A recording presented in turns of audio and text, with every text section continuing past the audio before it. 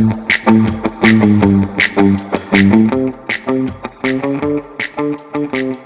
have found Authentic Business Adventures, the business program that brings you the struggle stories and triumphant successes of business owners across the land. We're locally underwritten by the Bank of Sun Prairie. My name is James Kateman, entrepreneur, author, speaker, and hopeful coach to small business owners across the country. Today, we're welcoming / preparing to learn from Dr. Marty Greer, the owner of Checkout Veterinary.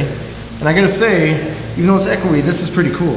Thanks. It's essentially a drive-through or drive-in veterinary clinic? Either way, it works. That is so. How about you tell us about this? Sure. So we developed this concept about 6 or 7 years ago.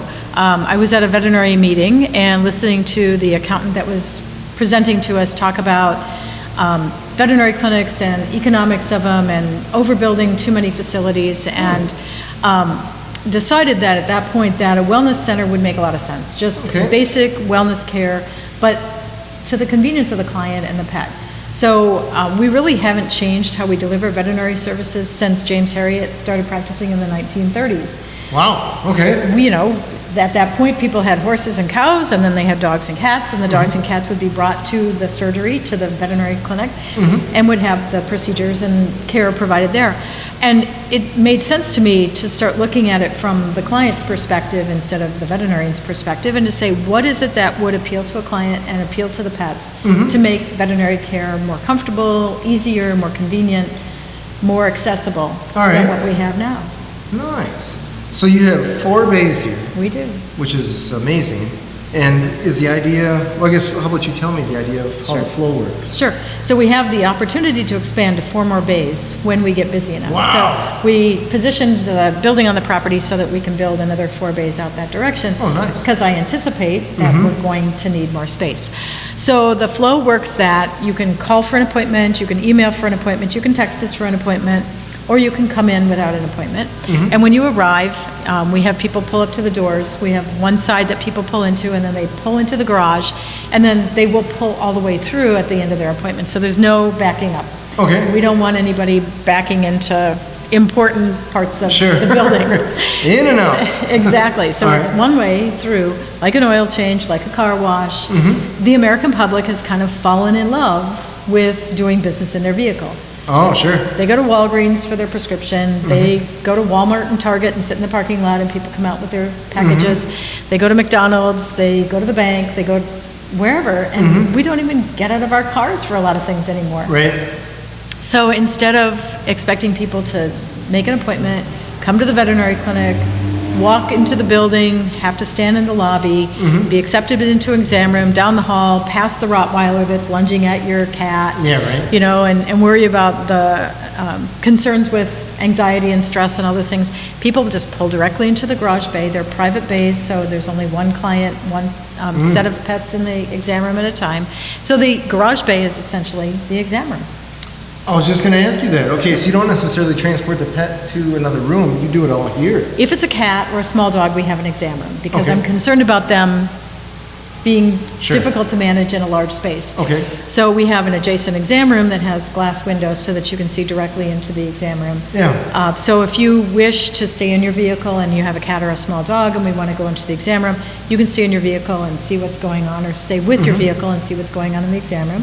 Wow. Or if it's a large dog, then we have an exam table in each garage bay so they can come out. Or for some pets, they're most comfortable staying in their own vehicle. So if it's a minivan, an SUV, one of those kinds of vehicles, and the pet is anxious, nervous, doesn't really like the whole idea of getting out of the car, they can stay right in the vehicle. And we have pets that do that. We have even Labradors that are like, you know what, I'm just going to stay right here on the seat. Wow. You do whatever you need to do with me, but I'm not leaving the security of being in my minivan. All right. So it works really well. Oh, that is pretty cool. Yeah, it's really cool. We have a sensor on the asphalt so that when you pull up, the garage door goes up. Automatically? So, automatically. Oh, just clever. like when you go to the Subaru dealership. You pull in, the door goes up, and then we put the doors down, and then we secure them so that the door doesn't go up if somebody from next door drives across it. Gotcha. And then you can just stay right in the exam room.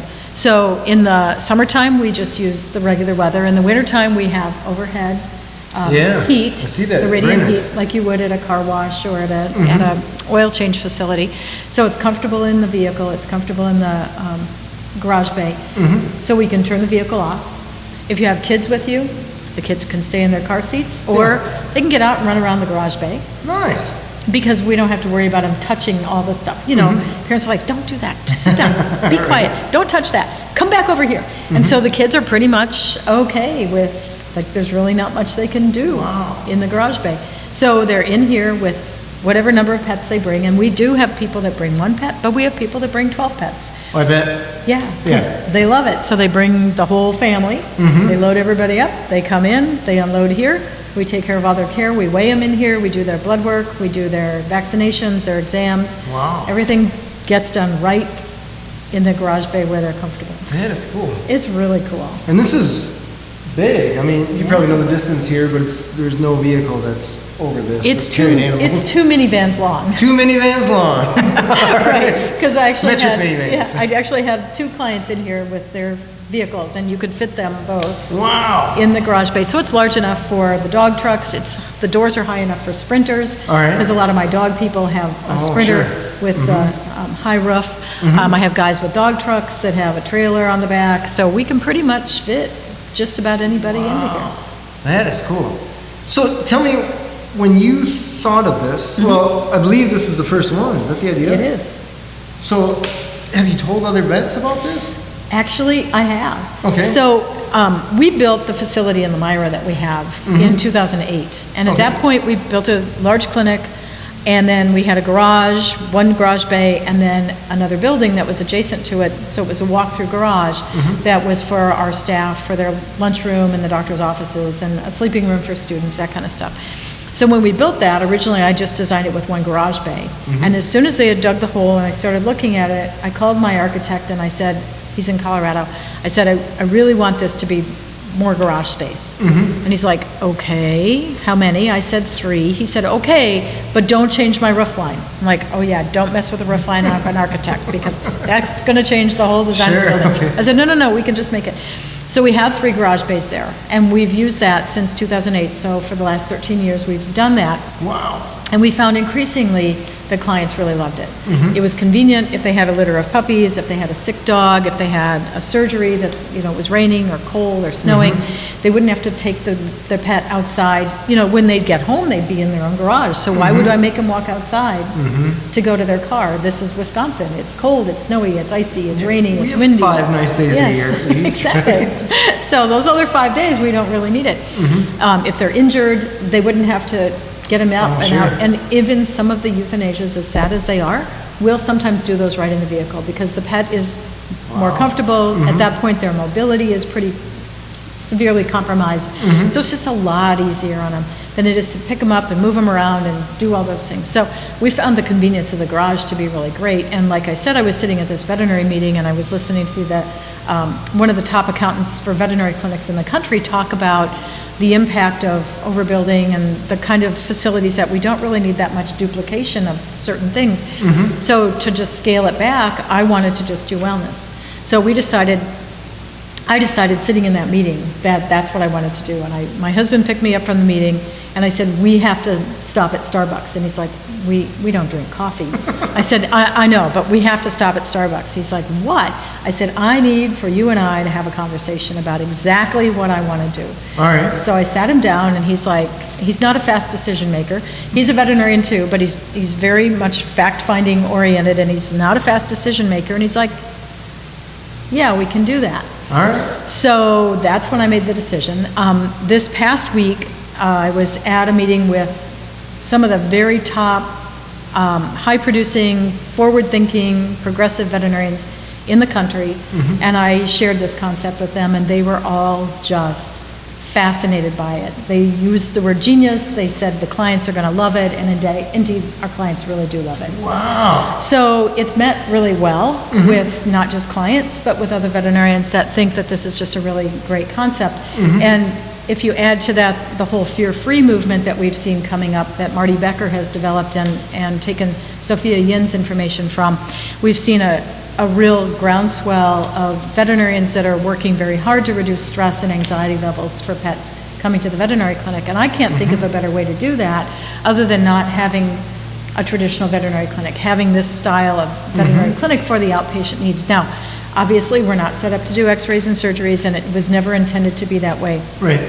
So anything that requires more extensive diagnostics or treatment or surgery or hospitalization would be done at a more traditional veterinary hospital. But for routine care that pets need maybe a couple of times a year, Right, it's probably the majority of it. it's much easier on them to not have to, get in and out of the vehicle and down the hall and into the lobby and then into those little exam rooms where I have some dogs that are very claustrophobic in exam rooms, and we have a couple of exam rooms that have a glass sliding door that's a whole glass wall, and they're much more comfortable in those rooms. So very quickly we start to figure out who does better in certain settings. Interesting. Yeah, it is really interesting. So the veterinarians have really thought that this is a great plan, and it's working because the clients really love it.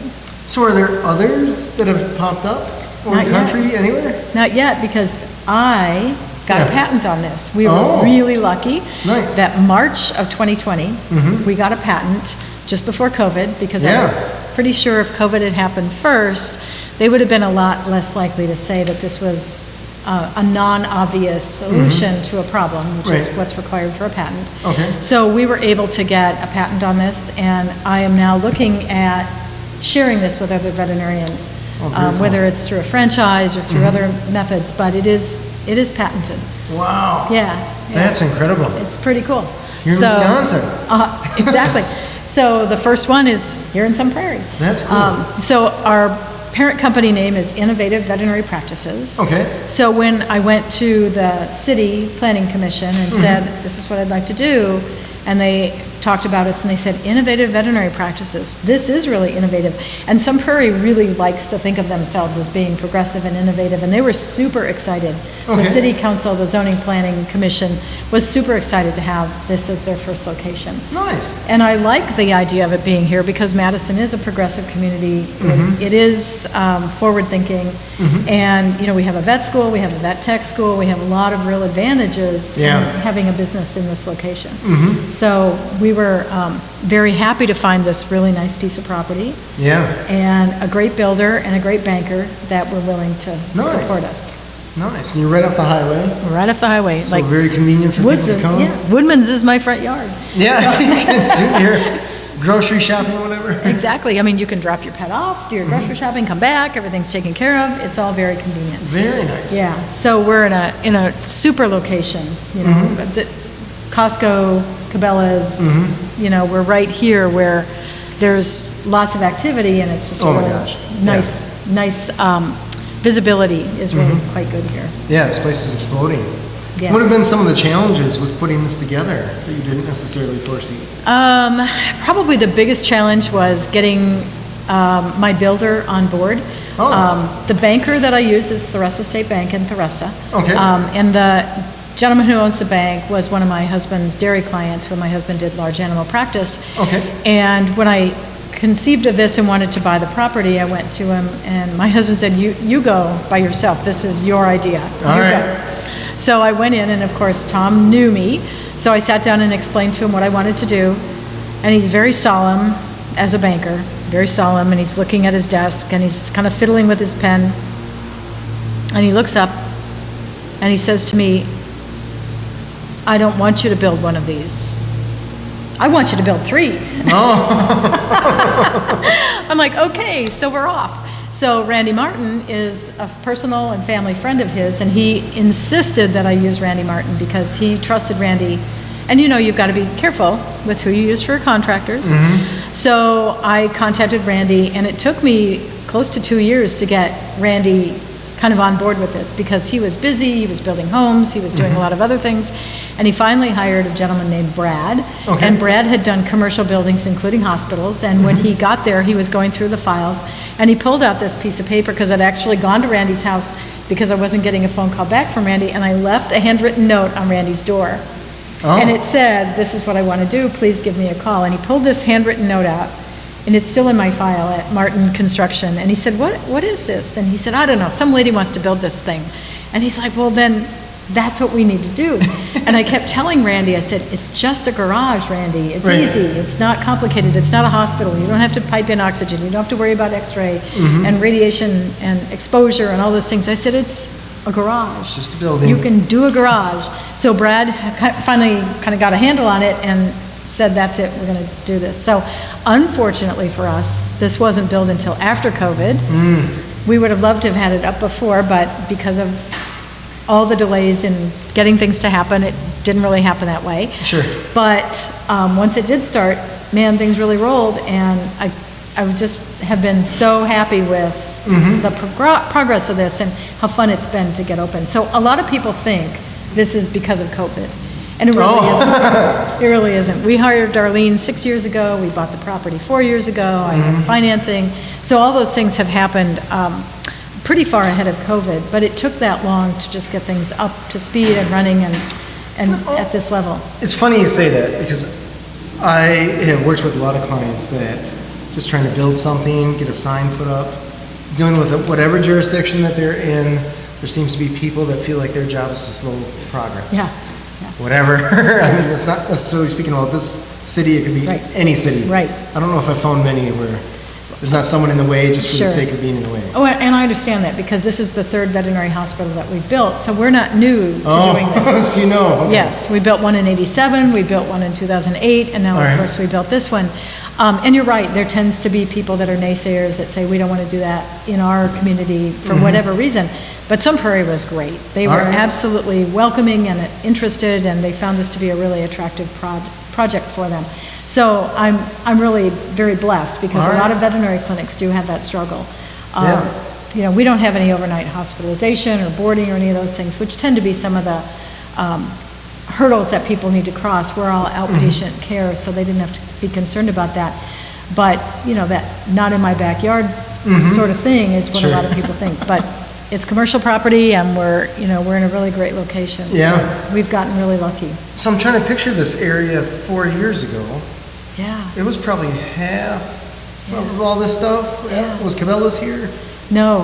Okay. Cabela's, yeah. And all the stuff around Cabela's. The movie theater was here. Target was here. The movie theater was here, right.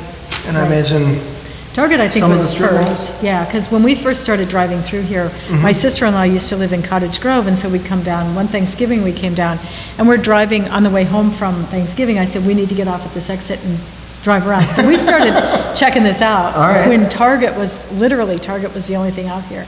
Pizza Ranch, all those other things, the dental clinics, you know, all the other stuff that's built up around here wasn't here. So yeah, we've been working on this project for a long time, but being the first one of this type that we've done, it took us a while to get up to speed. But when we designed it and built it and developed it, everything has been documented and laid out so that when we do the next and the next and the next, whether it's us or someone else that wants to do a franchise of this, it's all set up and ready to go.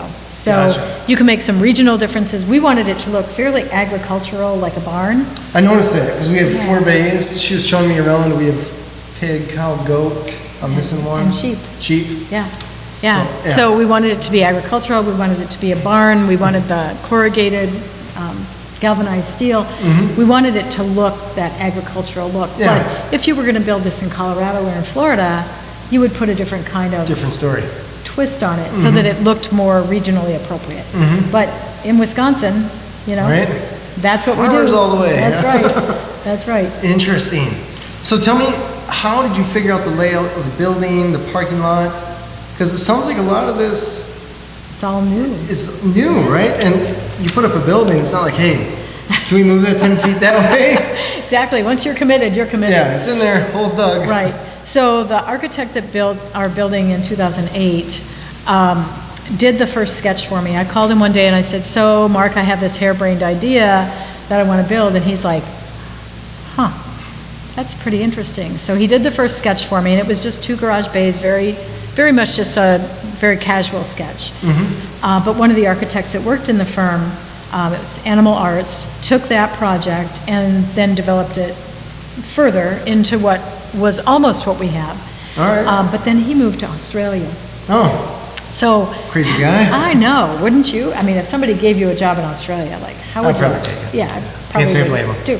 So he left the project, but the architect that built our first building worked for the firm that we built the first one in '87. Actually, is here in Sun Prairie.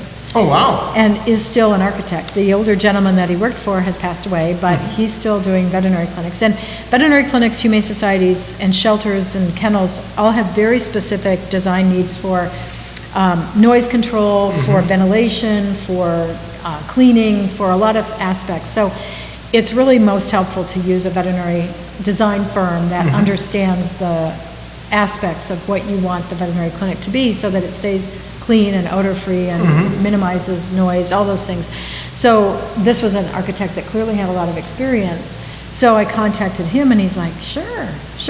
So because he's in Sun Prairie and my builder's in Sun Prairie, we just sat down and started tweaking some of the things. Right. Figuring out how big does the garage bay need to be width-wise so that if a big pickup truck pulls in and both doors are open, how wide does it need to be and how long does it need to be and how high should the door be and what do we need for commercial doors versus, what you'd have in a residence for a garage door, and what do we need for the walls so that they're easy to hose down and keep clean, and how does the floor stay clean, and where does the snow and the ice drain to when you pull in January and you've got that, that big under. I used to be a mechanic. I know all about that. That would end up on my back. Yeah, you've got 8 inches of stuff hanging out from underneath the car.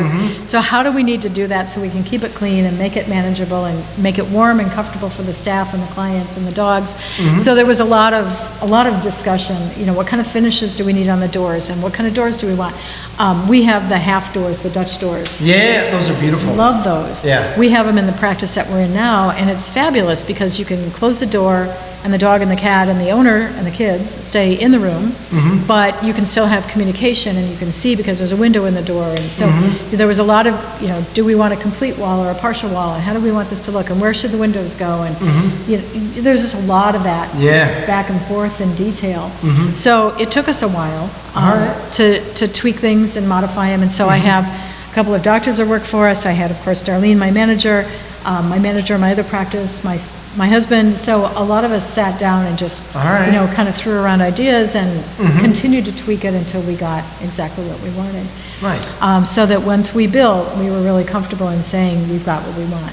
So we can expand to 2 more exam rooms if we need to. We've got the expansion for 4 more garage bays. Wow. So we've tried to think through the whole process of what happens with this building, what happens with the next phase of it, and what happens when someone else wants to duplicate this and provide this kind of care for their clients. And it could be an addition onto an existing veterinary clinic. It could be a freestanding veterinary clinic. It could be something that a new veterinary graduate that doesn't have a lot of resources, but they want to start their own practice could do as a starter. So we've got a kind of modular system figured out so that it would be easy for someone to go forward with this. This is cool. I really like the glass, the volume of just stuff that you can see other rooms, the glass bay doors. Yeah. I think that really helps. Yeah. It certainly makes the place feel open, even though it's already a big space. Yeah. Yeah, it's very comfortable, but you feel safe in it, So when the doors are down, you're safe, that nobody else is going to be in there with you, know that you have your own private space. Right. And of course now with COVID, that's everybody's big concern is it clean, is it safe, is it okay for me to be in there? How far away am I going to be from somebody? Am I going to be, picking something, touching something, all the things that people are dealing with now that 2 years ago we never thought of. Right. Yeah, it's interesting. I'm just trying to picture the veterinarian that we go to. That exam room is 8 by 10. I don't know if it's that big. I'm trying to think. If I laid down, I think I could probably. Yeah, and with the big table in the middle and the countertop. Yeah. It's pretty small. Yeah. Not that I feel unsafe in there, but I could definitely see a claustrophobic thing. Right. And because you have that one strip of window on the door, but outside of that, you're in prison. And we do have dogs that are claustrophobic, and clients. I mean, we have clients that just can't bring themselves to sit in the room for 15 minutes. All right. But that hasn't happened. And here we've got the exam table that's freestanding, and so we can move it where we need it, or the dog can get on and off of it. So it's just a lot more friendly. Right. To kind of everybody's spatial needs right now. I mean, nobody wants to be crowded. You go to any kind of an event or any kind of a store, and you feel a little like. It's funny because I've never really liked crowds. Like, I consider myself mostly an extrovert, but sometimes you go to a concert or something. It's a little tight. I want space. Yeah, or a game, or, yeah. Oh my gosh, I didn't even go to games. Yeah. Because that's just, I don't want to sit sideways for 3 hours. I don't know who they built those chairs for, but it's not human. No, they managed to fit as many into as small a space as possible. Yeah. Sort of like an airplane. There's not a lot of extra room, Right. so you better make yourself fit. So that's what's nice about this, is it just gives us that open, free feeling, and the dogs love it. Like, they'll come out, they'll wander around, they'll lay down on the floor. Even the cats will just come out and lay down, which is not typical for what you see at most veterinary clinics. Yeah. Most of the time, they're kind of guarded, and they're sitting, and they're kind of waiting for something to happen. But here, they feel a lot more at ease. They just have the space and like you said, the glass and the visual just makes it feel a lot less scary. Yeah, it's interesting because I think how much thought had to go into this place before it was built? You guys really had a lot of forethought. Well, but we also had the opportunity to have the garage space that we built in 2008. That's the other one, okay. So that gave us sort of a prototype. It wasn't the exact intention at the time we developed it, but it has evolved, and it has given us a lot of insight into what was going to work well for us. Okay. So before we started even the design process, we knew what we liked and what we didn't like. So that was a great opportunity. But if you hadn't, I mean, most veterinary clinics don't have a garage. Even the large animal practices, they may have a haul-in facility for the cows or the horses, but they don't have a garage space. So it really was designed similar to what we did there, and that's with a complete drive-through, not a drive-in and back out, like your home garage, because we've seen too many people back into too many things. Even with cameras in the back, I've seen them hit trees and posts and all kinds of things. So I didn't want there to be any chance that somebody would accidentally back into something. So it's purely in one side, out the other. And as long as traffic flows all the same direction, it works great. So we have got enough parking, we've got enough space. Of course, the city wanted to know what our impact would be on traffic flow, and so all those things were taken into account when we were designing the space and the building and the parking lot and all those aspects. So. At some point, it's mostly speculation, I imagine, right? It is. You don't know. It is, because you don't know until you're there. Best guess. Exactly. The animals that you service here, is it cats up to horses, or? Just cats and dogs. Just cats and dogs? Yeah, okay. well, I mean, we'll sometimes do some other little furry creatures. Okay. But dogs and cats primarily. Okay. So, we don't do any horses, we don't do any cows, goats, sheep, chickens, none of those. Those are outside the name of the bay. Exactly. Exactly. All right. So other than that, we don't really identify with any of those. Gotcha. But there are people that do call. All right, I bet. There are a lot of animals around, so I totally understand. Yes.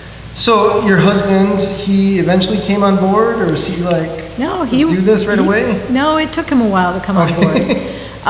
But like I said, he's kind of slow in making decisions. I'm pretty much all over the place, and he's pretty steady. Yeah. But he finally said to me one day, I know you're not going to be happy retiring until you do this project. So we might as well just get it done.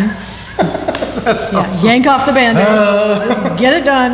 Yeah. And it's been a lot of fun. It's been really a great opportunity, and just a lot of fun to have the opportunity to give people another way to receive services. Yeah. And currently, veterinary clinics are so far behind on wellness visits that people... Are they really? Oh, yeah.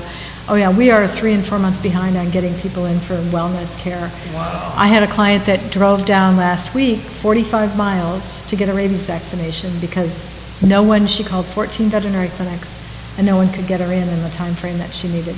Holy cow. Yeah.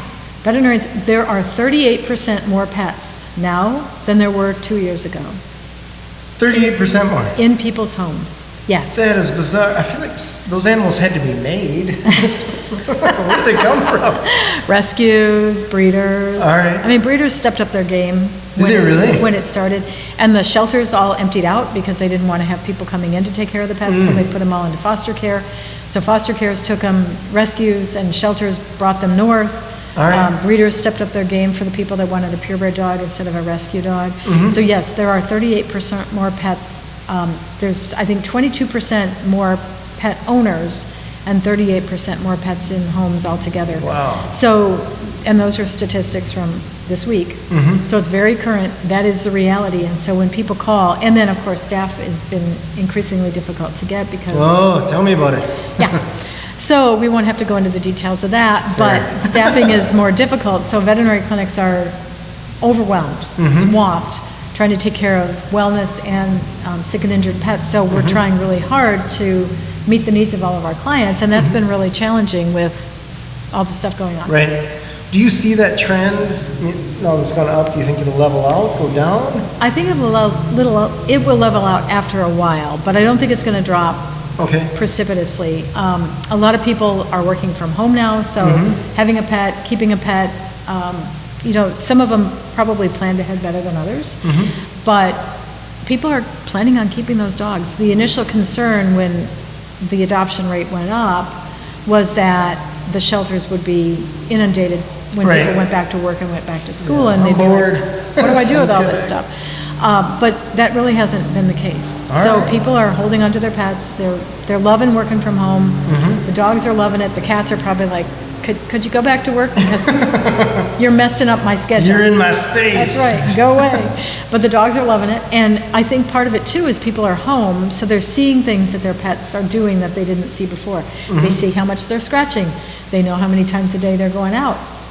Initially, we had people calling us and saying, my dog is having 4 stools a day. What's going on? Be like, well, how many times are you walking the dog? Well, we used to walk him once, but now I walk him in the morning, and then the kids walk him at noon, and then my husband walks him in the afternoon, and then because everybody was home, and the dog's like, oh, 4 walks a day, I'm exhausted. So it really made a big difference in people's observing their pets' habits. So we were initially seeing things that I know we wouldn't have seen 2 years before because they wouldn't have noticed that it was happening. They weren't at home. They were at work, they were at school. They didn't see that the dog was doing some of those things. But as they became increasingly bonded to their dogs and their cats, they started to pick up on some subtleties that really made a difference in the kind of care that they were seeking. So it's been very interesting to see the human dynamics and the pet dynamics and how those have changed over the last 2 years. It's been a fascinating study in behavior. Yeah, really little sociology, psychology experiments here. When you tell people about this, what are some of the stereotypes that they come up with or questions that they ask where you're like, oh, don't you get it? Well, the first thing is when people saw it being constructed, they assumed it was another oil change place. Because they could see the garage place. Another Valvoline. So they would see the garages and the bays, and they thought that's what it was. But as they saw the sign go up and they saw the involvement with the veterinary, they're fascinated. I don't think there's been that many misconceptions on the part of the clients because they're like, wow, like why didn't somebody do this before? This is so great. You know, family with families with older family members, they can't leave grandma in the car because she's going to drive off and you know, and she's not trustworthy anymore. And so it's been more accepting than I was really expecting. And even the veterinarians are more accepting of it. We have a couple vet clinics that know they can't get pets in the amount of time clients need, so they're sending pets to us. So that's been really rewarding to see that that really open arm acceptance that we've had, because I wasn't sure. The speaker who I actually got the original inspiration, he didn't say to build a drive-through, this just happened when I was in the meeting with him, is when I started to talk to him about it, he said, you'll need to do a lot of advertising to make sure people understand it, and indeed that's the case. And nobody needs pet care every day, every week, every month. So, you know, you eat 3 times a day, but your pet doesn't need to see the vet that often. So it takes a little while for people to find themselves on the cycle that they need to come in. But heartworm, flea and tick, minor health problems, you know, that little ear infection, or I didn't get my heartworm test done yet this year, or my vaccines are due. Those things, as they rotate and are coming due, clients are finding their way to us, and they're super excited about it. They're cool. Just really thrilled to have this kind of availability and this kind of facility that they literally just open the car door and let the kids and the dogs, and that's pretty sweet. It's all very comfortable. When is the official open date for you guys? Well, we started seeing appointments in April. Oh, you did? Oh, wow. Yeah, okay. Yeah. But our grand opening is going to be September 25th. All right. So we're going to have a kids' best pet show. So every kid that comes gets a ribbon. Whether it's grayest eyes or longest legs, they'll get a ribbon. We'll have an ice cream social for the kids. We've got the Sun Prairie police dog coming and the Sun Prairie Fire Department coming with a fire truck. Oh, fun. So it's going to be a very family-oriented kind of event. One of the people that said something to me, she said, ice cream social, I didn't know anybody did ice cream socials anymore. I'm like, well, it's great because the kids can spill ice cream on the floor and we're just hose it down. There you go. So it's really meant to be a family event. It's a good chance for the people to come in, see the facility, understand how we do things, what we do here, and have their kids get a chance to show off their pets. So it should be a lot of fun. We've done them in Lamira for many years, and it really is a fun family event. All right. That's cool. Well, Dr. Greer, this is incredible. Thank you. I'm impressed with this. I know when you reached out to me, or through your channels and all that jazz, I had to dig a little bit and say, what am I looking at here? Right. But it's impressive. They have drive-through for everything else. Food, laundry, I mean, just about anything else. And exactly. It seems the pet thing is almost... I know. Why did we do that? Right. Why didn't somebody do this before? Because I know I've had to carry my dog in before, and I thought this is dumb. Yeah. Well, and you think about the ice and the snow, and you have an older client with a big dog, and I don't want somebody getting pulled down in the parking lot because it's slippery, and, or the rain or whatever the inclement weather happens to be. Yeah. We can circumvent all that by just having people come in and close up the garage and make it a safe, comfortable place for them to be. I love it. I love it. Thank you. This is cool. So, I should ask, how can people find you? What's the address, website? Good question. Minor details, right? Yeah. The address is 7010 Prairie Lakes Drive. We're right across from Woodman's at the Highway 100, mile marker 100 exit off the highway. On 151. Alpha Grand, right. Our phone number is 608-318-6700. Okay. And our website is checkoutvet.com. Checkoutvet.com. That's all one word. Checkoutvet.com. That's awesome. Incredible. Well, Dr. Marty Greer, I appreciate you being on the show here. This is awesome. Thank you. This has been Authentic Business Adventures, the business program that brings you the struggle stories and triumphant successes of business owners across the land. We are underwritten locally by the Bank of Sun Prairie. If you're listening to this on the web or watching it, if you could do me a huge favor, like, subscribe, comment, share. Definitely share with your entrepreneurial and your pet-owning friends. My name is James Kateman, and Authentic Business Adventures is brought to you by Calls on Call, offering call answering and receptionist services for service businesses across the country on the web at callsoncall.com, as well as Draw In Customers Business Coaching, offering business coaching services for entrepreneurs looking for growth on the web at drawInCustomers.com. And of course, the Bold Business Book, a book for the entrepreneur in all of us, available wherever fine books are sold. We'd like to thank you, our wonderful viewers and listeners, as well as Dr. Marty Greer, the owner of Checkout Veterinary. Can you tell us that website one more time? Sure, it's checkoutvet.com. Checkoutvet.com. Yeah, because a lot of people can't spell veterinary, so we want to make it easy. I get it. I get it. Past episodes can be found morning, noon, and night at the podcast link found at drawincustomers.com. Thank you for listening. We will see you next week. I want you to stay awesome, and if you do nothing else, enjoy your business.